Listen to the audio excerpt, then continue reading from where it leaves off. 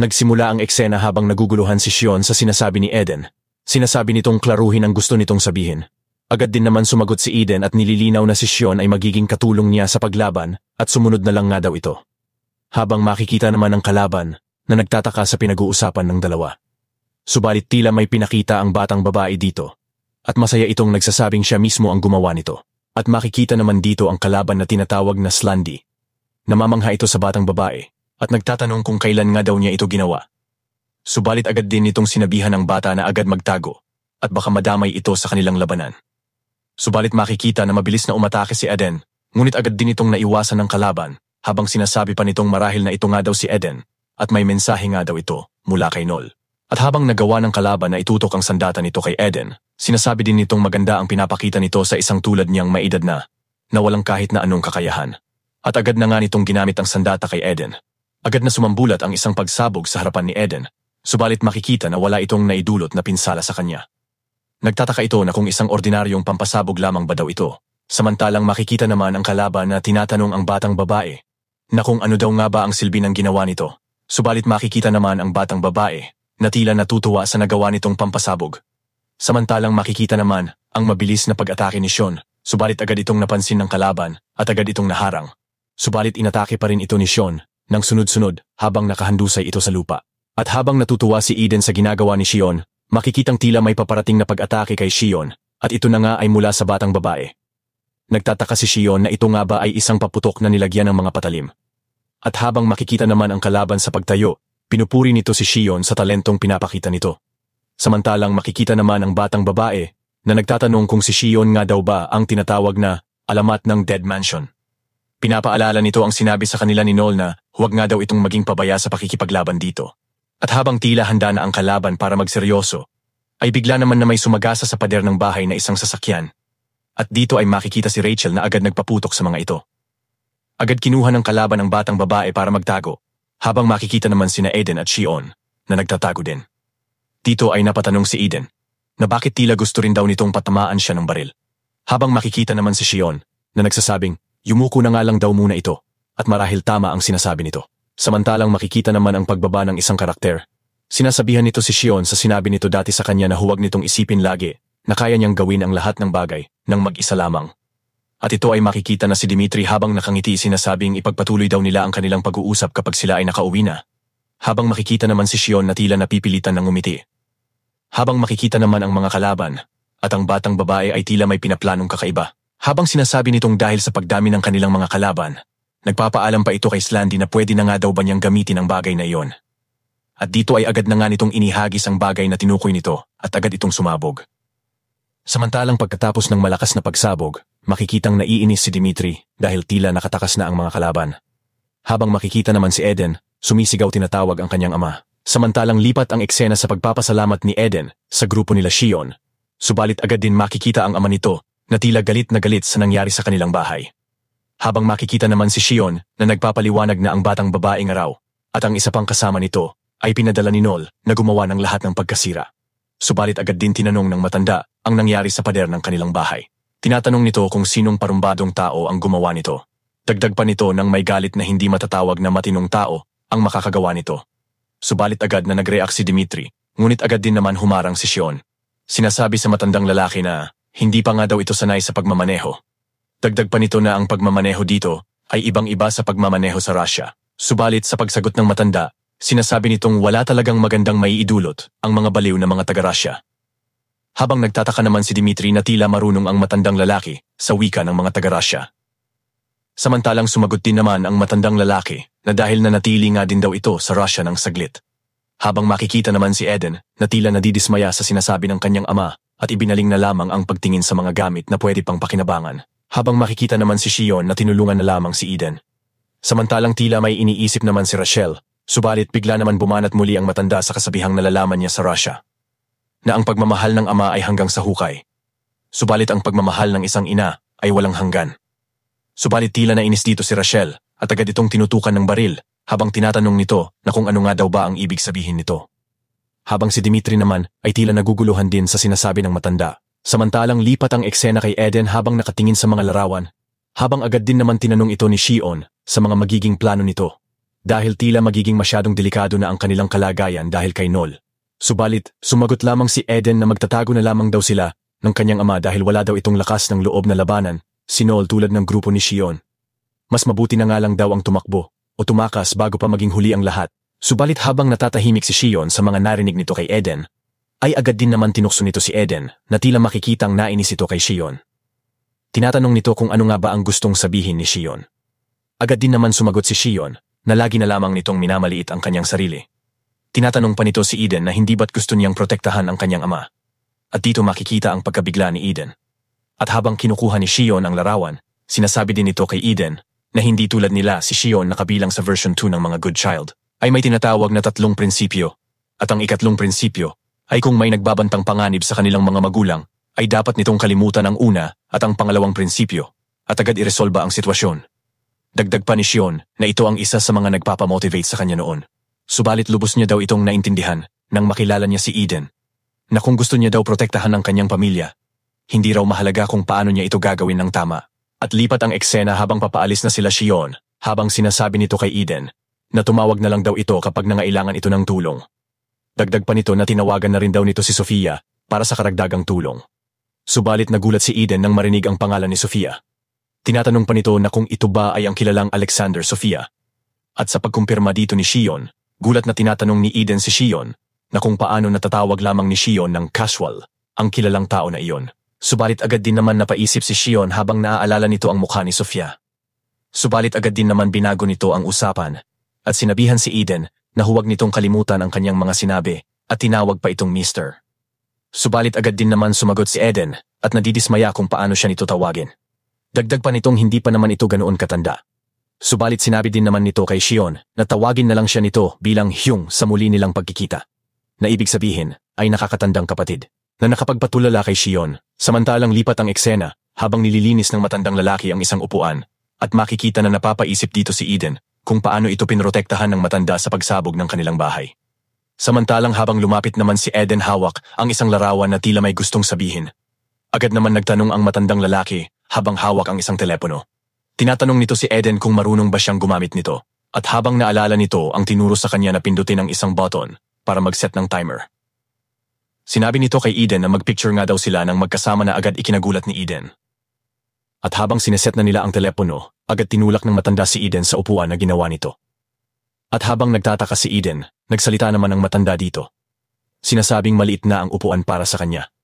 Subalit agad din itong nagsabi, "Kilala mo naman ang iyong ama, laging huli sa mga bagay-bagay." Dagdag pa nito na matagal na niya dapat sinabihan si Eden na umupo sa upuang ginawa niya. At humihingi ito ng paumanhin sa kanya. Habang tinatawag itong anak, na muling nagpatulala kay Eden, samantalang lipat ang eksena sa sasakyan nila Shion.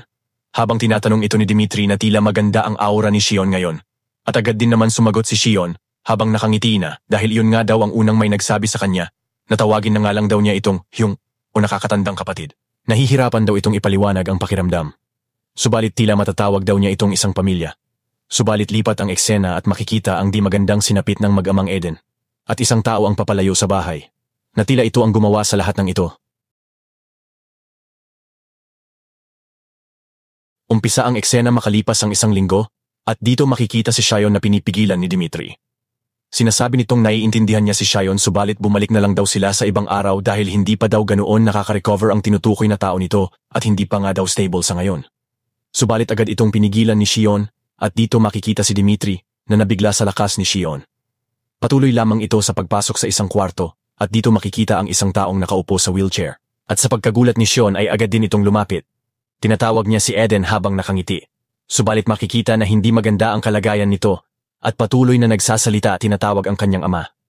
At sa patuloy na pagtitig ni Shion dito, agad din naman nagsalita si Dimitri na ang tinatawag nitong ama ay namatay na bago pa man ito makarating sa ospital. Dagdag pa nitong tila nagkamalay na nga si Eden, subalit ito ang kanyang kalagayan at marahil dahil pa nga daw sa sobrang pagkashock nito sa nangyari.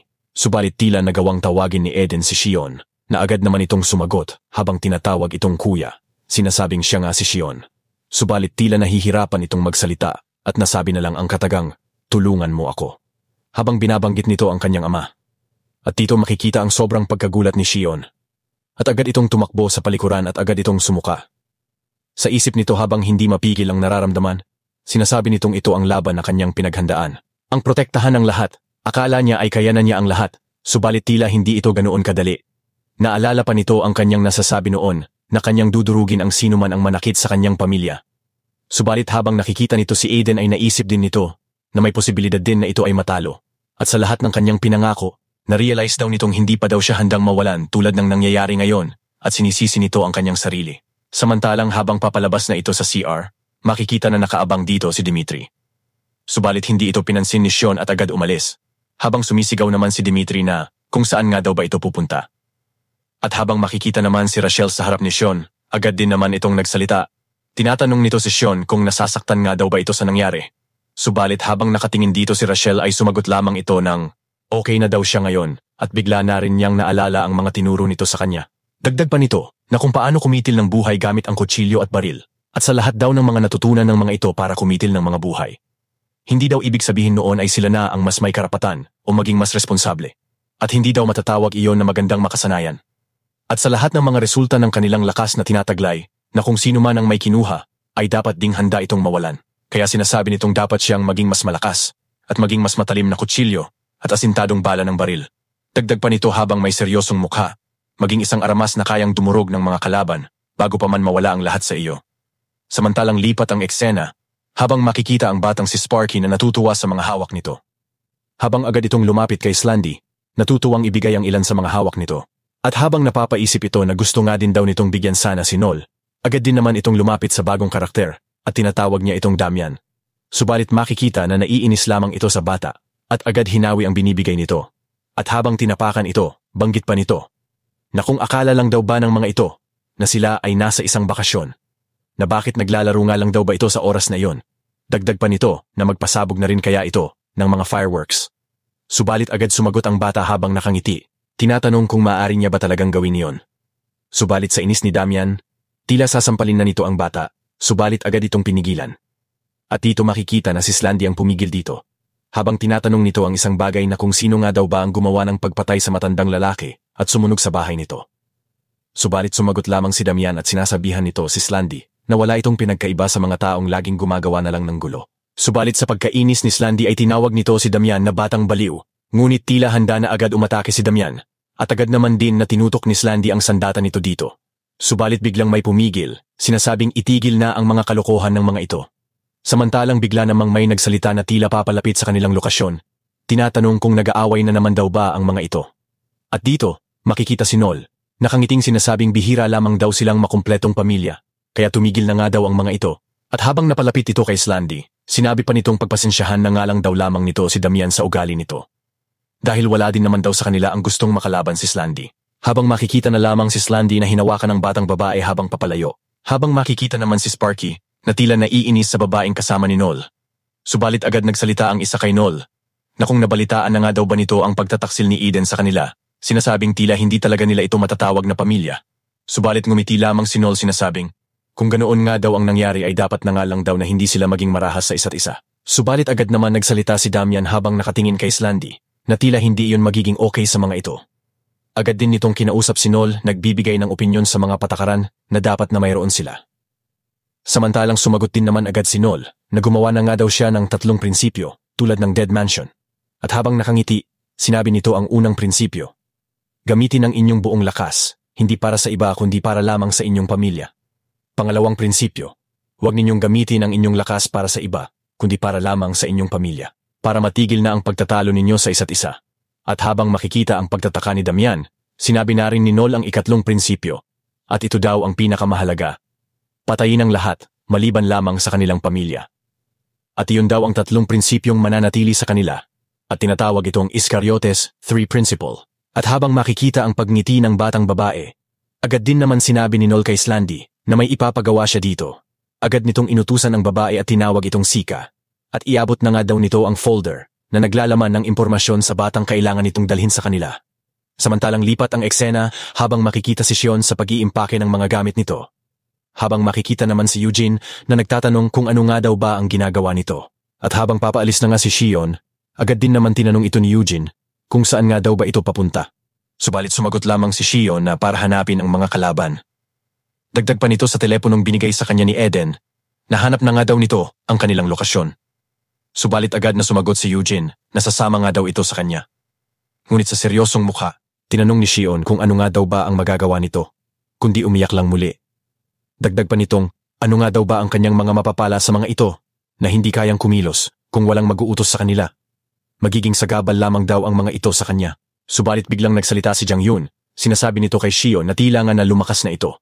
Subalit kabaligtaran ang nagawa nito sa kung paano ito mag-isip. Dagdag pa nito, hindi naman nga daw niya problema iyon. Subalit walang kwenta ang pagsunod sa coordinates na sinasabi ni Shion mula sa telepono. At habang tila naiinis na si Shion, agad din naman sumagot si Jang Yun, sinasabi nitong, kung ano nga daw ang mga kayang gawin na natutunan ni Shion ay siguradong ganun din ang mga ito.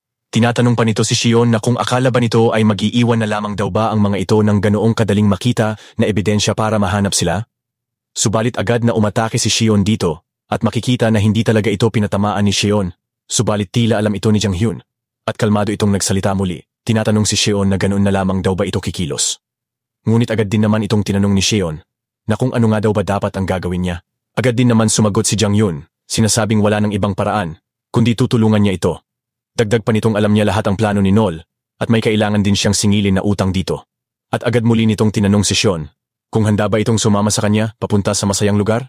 At dito na po natatapos ang eksenang ito. Mag-like at subscribe para sa susunod na kabanata. Hanggang sa muli.